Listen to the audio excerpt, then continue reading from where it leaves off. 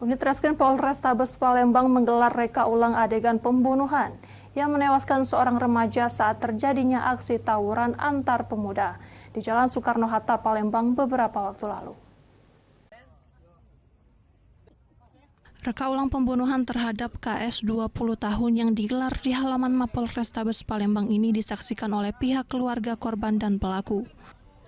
Reka ulang ini digelar petugas untuk memastikan kronologis kejadian hingga mengumpulkan bukti-bukti tambahan saat terjadinya pembunuhan tersebut.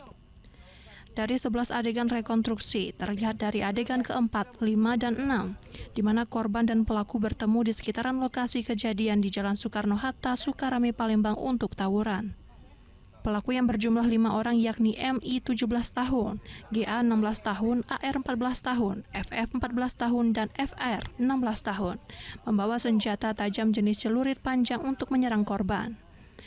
Korban yang mengalami luka bacok di punggung dan paha ini tewas akibat kehabisan darah. Usai melakukan penganiayaan tersebut, pelaku pergi meninggalkan korban bersama belasan teman pelaku lainnya. Kuasa hukum pelaku membenarkan kalau reka ulang yang digelar merupakan reka ulang pembunuhan saat terjadinya tawuran.